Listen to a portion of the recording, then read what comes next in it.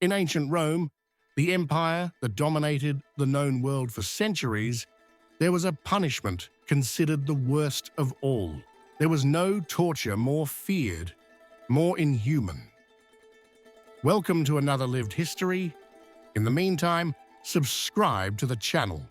If you are new, and if you are passionate about these historical curiosities, now let's start. In the dark heart of Roman law, there was a punishment that was distinguished by its calculated brutality. The poenaculae, a penalty reserved for a crime that the Romans considered among the most unnatural and corrosive to their society.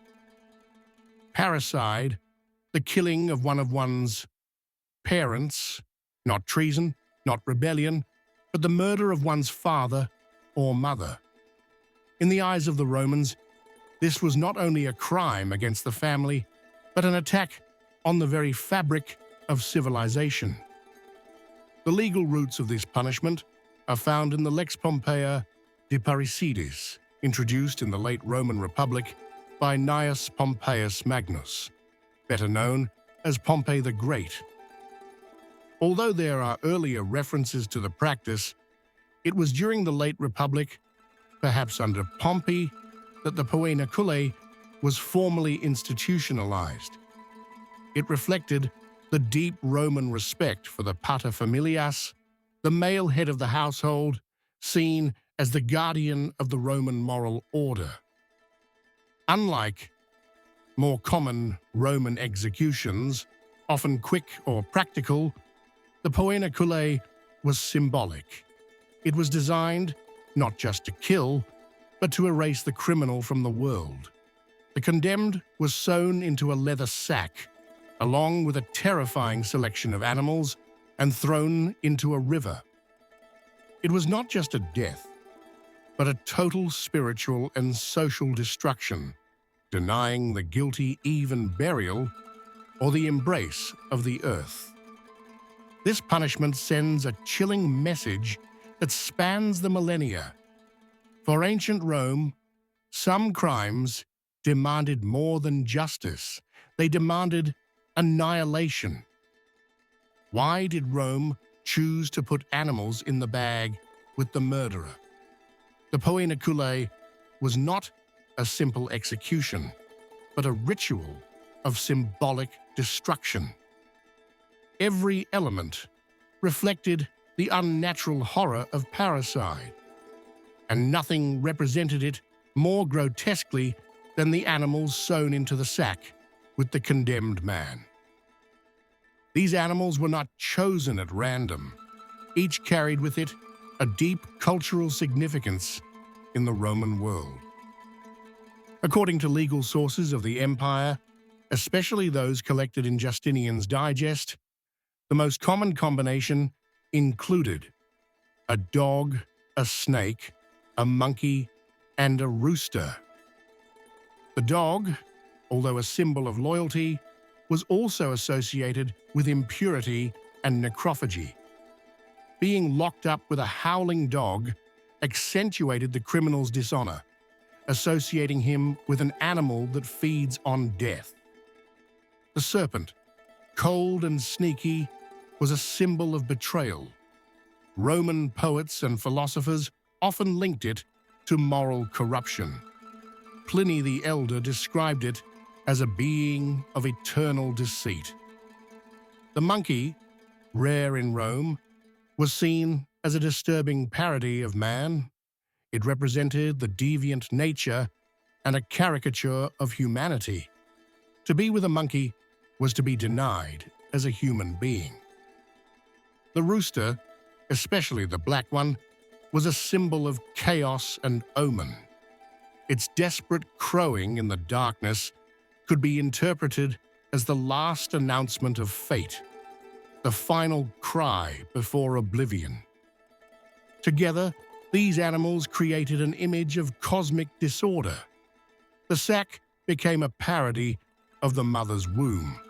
Instead of being born, the condemned was born into the abyss of shame.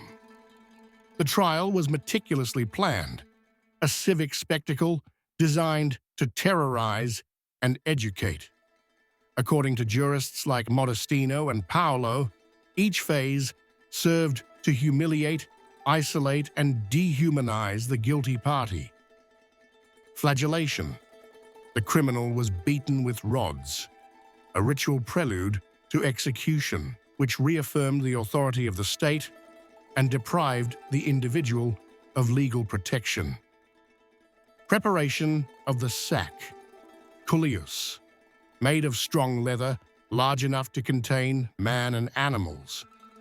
Binding, the culprit was tied to limit his movements, then sewn into the sack with the chosen beasts. River transport, often the Tiber in Rome, but also other rivers in the provinces. Sinking. The sack was thrown into the water. No burial, no funeral rites, no transition to the afterlife. The criminal was erased. Death was slow, made of panic, bites, and drowning. Poena Cullae was not justice by the sword. It was symbolic annihilation. A parricide did not simply die. He ceased to exist, devoured by chaos, without a tomb or memory. What prompted even the Romans, no strangers to brutality, to abandon this punishment? For centuries, Poena Cullae was the most distinct form of capital punishment. But over time, even in a civilization accustomed to bloody spectacles, this practice became archaic, excessive, and finally obsolete. 3rd century AD. The use of punishment began to decline. The growing influence of Christianity, with its values of redemption and human dignity, began to transform the Roman legal system. Hadrian, 2nd century AD, temporarily reinstated the penalty to affirm traditional Roman authority, but its use was already sporadic. 6th century AD, the last legal mention appears in the Codex Justinianus under Emperor Justinian a Firmist. By now, it was only a theoretical relic, no longer applied. In late antiquity, the execution of parricides was done by simpler methods, beheading or burning, without elaborate symbolism. The Poena Cullae was more than an execution. It was the ultimate moral punishment for a crime that Rome considered unnatural, killing one's parents. Through this ritual, the Romans showed how deeply they believed in order, blood, and the sacredness of ancestors. Its horror reflected the importance they placed on the family as the foundation of the state. The Poena Cullae was not only a punishment, it was the extreme expression of the Roman vision of crime, order, and family. It condensed cultural values, religious symbolism, and a deep fear of the disintegration of the fundamental structures of society. By punishing parricide with such a cruel and ritualized punishment, Rome intended not only to eliminate the guilty party, but to erase his existence, marking that act as a heresy against nature itself. The dissolution of individual identity in the darkness of a sack among symbolic animals was not only a physical death, it was a civil, moral, and spiritual death. Over the centuries, the evolution of values, especially with the rise of Christianity, led to the abandonment of this rite, now considered incompatible with a new concept of justice. And yet the memory of the Poena Cullae still speaks to us.